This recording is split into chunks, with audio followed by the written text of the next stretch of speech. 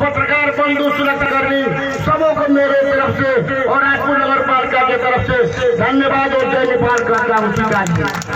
भाइयों, आप लोग को बताने की जरूरत नहीं है, इतिहास गवाह है। इतिहास नेपाली कांग्रेस का परिचय देने की जरूरत नहीं है, पर नेपाली कांग्रेस अपने आप में परिपक्व पार्टी है। हमारे देश में जब राजा शाह का शासन था, हमारे स्वर्गीय विश्वेश्वर बाबू को ये आत्मा हुआ, उनके दिल में बात पड़ी तो नेपाल में प्रजातंत्र की आवश्यकता है।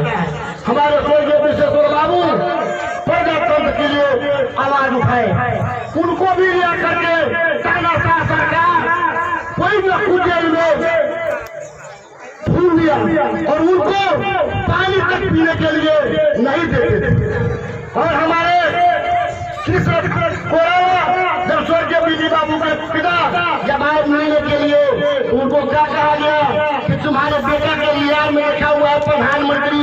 हमारे देश भर के पिता कृष्ण कोरावा ने कहा, हाँ लिखा हुआ है मेरे बेटा के किस्मत में प्रधानमंत्री नेपाल के बनने की। तो देखिए इतिहास गवाह है, हमारे नेता तीनों भाई प्रधानमंत्री देश से बन के मरे हैं। हमारे भाइयों बुजुर्गों दोस्तों, जो धन कमाया हुआ होता है उसको धन का अफसोस होता है। इसीलिए हमारे नेपाली कांग्रेस पटक पटक जेल में जाकर हमारे नेपाल के जनताओं को आजादी की लड़ाई लड़ी, तानाशाहों से लड़ा, राजा से लड़ा।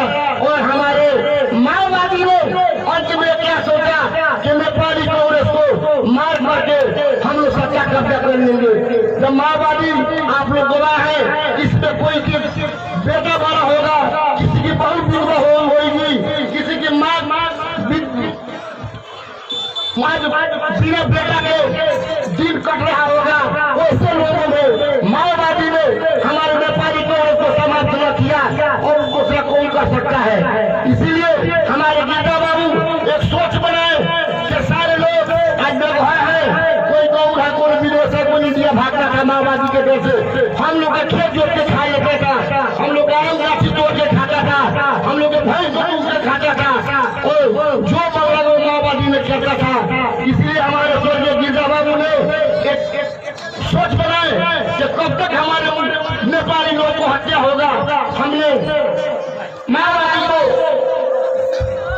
समझौता करके आज उनका ही प्रतिनिधि सभा में नॉमिनेट करने का अधिकार गिरजा बाबू ने बनवाए कि माओवादी को भी जन्म मिल जाए, कि ताकि वो जनता का हमारी हत्या नहीं करे, हत्या न करे, शांति अमन चैन हो जाए।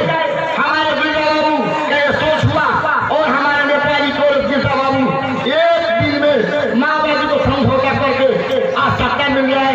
और उसको लोगों ने कहा गिरजा बाबू क्यों हम लोग समझौता कर रहे हैं माओवादी को, ताकि जनता को अमन चैन नहीं दिलाना है, जनता को शांति सुख नहीं दिलाना होगा।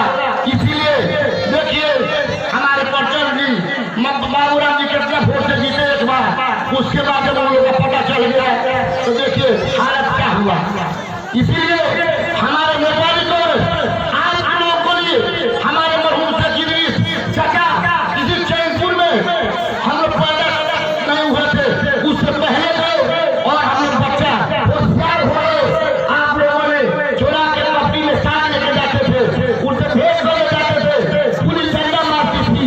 इसीलिए हमारा परिवार हमारे पूर्वजों ने प्रजातंत्र के लिए और इस देश के लिए लड़ाई लड़कर एक इतिहास कायम किया है। और हमारे पूर्वजों ने आप लोगों के लिए कई सालों का लगा देखा। उसके बाद हमारे भाई अफ्ताब आलम जब 46 साल का आंदोलन हो रहा था, उस समय कोई जगह को हाथ उठाता था, उनके पारा में उनको मारने के दिल में कसर किया था, मगर उनकी पत्नी सुन लिया सिर को ताकि कसर खुली है जो आपका हो अफ्ताब आलम सब गायन जाकर उसको ज्यादा छोड़ा, उनके बाद उनका जान बचा। इसीलिए हमारे कहने का मतलब है कम्युनिस्ट या क्या फिराई करे, गोबर को ईटा छटकाया गया अपने छीटा पड़े, उसका विरोध सुनना तो उसके ही सभा में जाएंगे। के शर्मा ओली पर्सन को कहता है कि ये संविधान खिलाफ है, इसने भ्रष्टाचारी किया, इसने ऐसा किया, उसने वैसा किया। ये भी कहता है कि माधव नेपाल जी के बारे में तो नहीं कुछ कहेंगे, वो तो प्रचार के साधारण करता है और रोड पर कपड़ा खराब होने से क्या होगा, चुनाव का तैयारी करें। इसीलिए हम लोग कभी इसके बारे में कहते हैं, उन लोग के सभा नहीं उनका दबाव और सवाल सुनिए। हम लोगों ने लोग कहता है कि नेपाली कांग्रेस चुनाव से डरती है, जाती नहीं है, मगर एक नेपाली कांग्रेस पार्टी संविधान के तहत चलने वाली पार्टी है, संविधान में स्थापित विश्वास करने वाली पार्टी है। इसलिए जब संविधान में चुनाव हो जाता है, अगर पूर्ण साधना नहीं होता है तो संविधान का उल्लंघन होगा। इसके नेपाली कांग्रेस है इतना खून पसीना बहाने के बाद हमने पर्दा कर दिया है और उसमें भी आज हम लोगों को संविधान का उल्लंघन हो जाएगा तो फिर संविधान का अस्तित्व नहीं रहेगा। इसीलिए हमने नेपाली कांग्रेस चाहते हैं कि संविधान पहले बचे तब हम बचेंगे, संविधान नहीं रहेगा हम लोग कहाँ रहेंगे। इसीलिए हमारे खेती शर्मा ओली देहाती कहावत है, एक स्कूल में एक टीचर एक बच्चा को मार रहा है, कंप्लेन हेड करते हैं, हेड कर जाकर पूछते हैं, देखते हैं तो पूछा गया तो उनको अपने पत्नी के घर झगड़ा हो गया वो मास्टर को, अब वो पीटर से लड़का को पीटने लगे। उसी तरह से अपने पार्टी के झगड़ा से, अपने पार्टी के विवाद से देश के संविधान में आगे लगा दिया एक खेती शर्मा ओली। आज हम लोग को आवश्यकता नहीं था, अब 2 बार 3 बार संसद को बाकी है। आज हम लोगों का सारे भाई लोग का क्या मतलब है, सारे लोगों का आज जो सब बनाने का आवश्यकता पड़ रहा है, सारे लोगों का अपना खेती बाड़ी का समय है। इसीलिए एक कम्युनिस्ट सरकार हमारे लोगों को गुमराह है, ये करेंगे धनी का खेत दिला देंगे, हम लोग ये सपना दिखाएंगे, हम लोगों ने रेल चला देंगे, चाइना से पानी मिला देंगे, सब चल जाते हैं सरमौली के पास हमें बेहतर किया। इसलिए वो झूठा फरेजी आदमी के फेरा में पड़ना नहीं है। हमारे भाइयों बुजुर्गों दोस्तों, कागज के फूल में खुशबू नहीं आता है, कभी भी आएगा गुलाब के फूल में।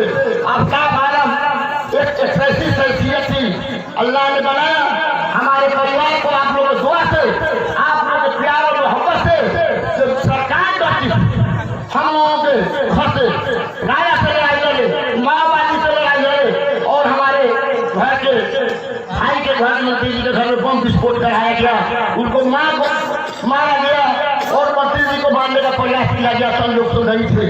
इसीलिए हमारे भाई को जेल में रख करके वो कोई नहीं चाहेगा अपना मकसद पूरा हो जाए, वो होने का चीज नहीं है। इंशाअल्लाह आप लोग का तो रहा बहुत जल्द हमारे महताब भक्ता भाई जरूर आपके बीच में आएंगे, वही चुनाव लड़ेंगे। दूसरे का सपना साकार होने वाला इस क्षेत्र में नहीं है। इसलिए इस क्षेत्र में, इस देश में, इस जिले में हमारे परिवार का खून और पसीना हमारे मरूम से गिरीश के दारा में रास्ता लगा करके जेल में दिया गया है और हमारे पिता हमारे सगा से गिरीश 16 महीने पद में रहे। देखिए आकाश पका ले आए, चीनी मिल ले आए, परियोजना उन्होंने ले आया, इंटरनेशनल प्लान ले आए और हमारे जिला के माधव नेपाल जी 2 बार प्रधानमंत्री बने। कौन सा अपना पहचान लिया है वो बताए, परिचय दे के फल रख लिया है। इसलिए भाइयों, किसी के भी बहकावे में हम लोगों को चलने की जरूरत नहीं है। हम लोगों को धैर्यता के साथ एकदम इत्मीनान से रहिए। चुनाव होगा ना, चुनाव में भी हम लोग चलेंगे, चुनाव में भी चलेंगे इंशाअल्लाह। हम लोग के पाली कांग्रेस का जीत होगा। अब हमारे लोग का पाली है। हम लोगों को कम्युनिस्ट ने लोगों को दिल में क्या था, एक बार कम्युनिस्ट का सरकार बन जाए, हम लोग देखे बार तो देश का सरकार बनता है। इसीलिए एक बार लोगों ने भूल भुलैया में पढ़ के वोट दे दिया। अब देख लिया आप लोग, ऐसा कोरोना के दुख के घड़ी में एक बार ये वाले का सरकार, अविनाशवादी सरकार कभी भी जनता के बारे में कभी सोच बनाया हो, सिर्फ कुर्सी के लड़ाई, कमीशन के लड़ाई में बलात्कारी में, अपने पार्टी के लाकर जीता में कभी भी कोई भी नेता कभी भी बोल देता क्या ऐसे कोरोना के अवस्था में जनता को यह सुविधा देना चाहिए, नहीं बोला, कभी नहीं बोला है। इसीलिए भाई जो किसी चीज को सीखता है उसी को ममता होता है, प्यार होता है। ये कम्युनिस्ट भूमि पग है, कभी भी हमारे दरवाजा जब शिविर चला था तो ये गणेश मान जी कहते थे कि कम्युनिस्ट हम लोग आंदोलन कर रहे